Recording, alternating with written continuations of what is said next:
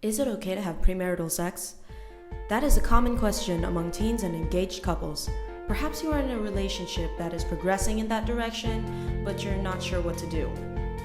In your mind, you are probably weighing on the pros and cons of premarital sex, and on the positive side of the scale, there is acceptance from your peers, hope for pleasure, and fulfillment of sexual desires. On the negative side of the scale, it carries the weight of morals, fears of pregnancy or disease, and guilt, or possibly even conflicts with your own religion. How do these scales balance? What is the right decision?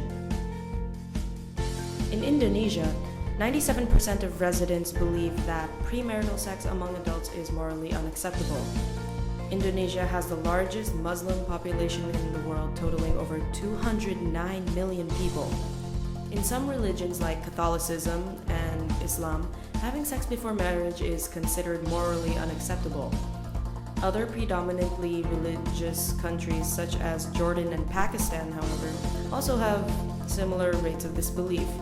In European countries like Germany and France, however, some 57% found the act to be acceptable, and 47% said it was not a moral issue at all, respectively.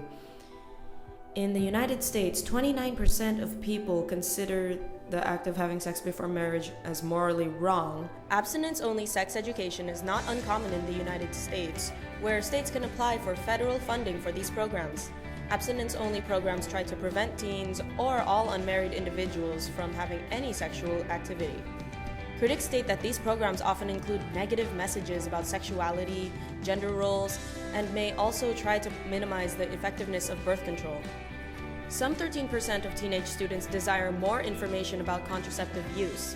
Education about contraception and safe sex can help prevent unwanted pregnancies and sexually transmitted infections, also known as STIs or STDs for sexually transmitted disease. Now, all of this global statistic information is all fine and dandy, but what about on the localized level here in the Philippines?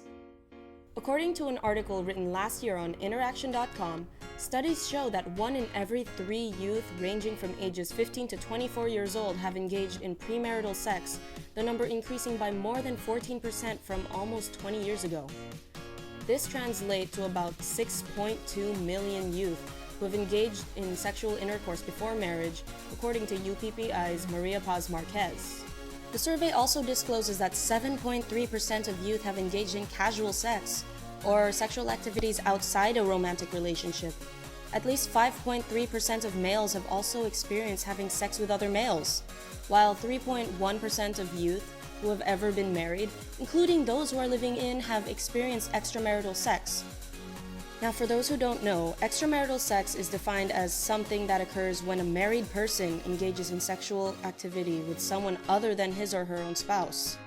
This is commonly referred to today as cheating, having a mistress or an extra lover, etc.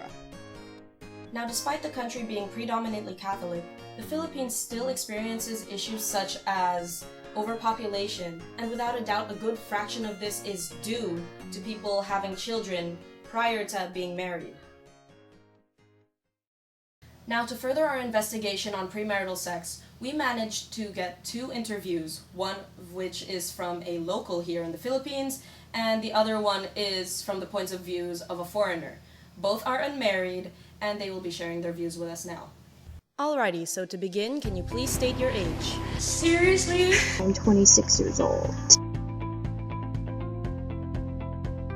I am a devout Catholic, and so being a devout Catholic, I am against premarital sex. Sex should happen after marriage. I personally never grew up to hear that from my family, and I never got it pushed on me. So I'm not against it. I never was really against it. I think if anybody's mentally ready, then, pursue what you want to do. Because it depends on the culture that you are born in. In the Philippines, it's predominantly Catholic. Therefore, we've all been raised to think that premarital sex is wrong. I think it's more pursued by people with, religion in their life. A lot of people grow up to be religious, their families, and they believe that, no sex before marriage. So that's what they do, and that's what they pursue. And some people go through with it and some people don't.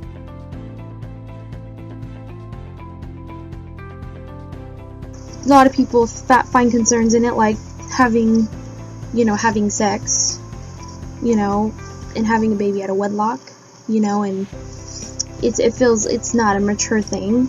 If both of the couple, both of them believe that, they should wait till marriage, I feel like the marriage would last longer. But then again, you can always get with someone and have premarital sex and you still be happy. So that's what I believe in. The reason why we are against premarital sex is that it focuses too much on the basal needs of the person, not so much on knowing the person for who or what he is or she is. The relationship should not be based on your physical needs. It should be based on other factors. That's my stand. Girls are having sex and they're getting pregnant, and that's what I don't agree with, because you shouldn't, you should be mentally ready before you have any kind of, it's alright to me, it doesn't bother me. My kids will probably not have that view. I am basically a traditionalist, which means, of course, I look down on them, but as a teacher, I need to be more objective and not be judgmental. If they're already doing it, there's nothing I can do about it. But in class, I try to always advocate for them to stay away. But hopefully, if they try to understand the message I'm trying to send across to them, hopefully they will realize that what they've been doing is actually wrong. So without further ado, this concludes Group 2's documentary on premarital sex. I hope you enjoyed the video. Have a nice day.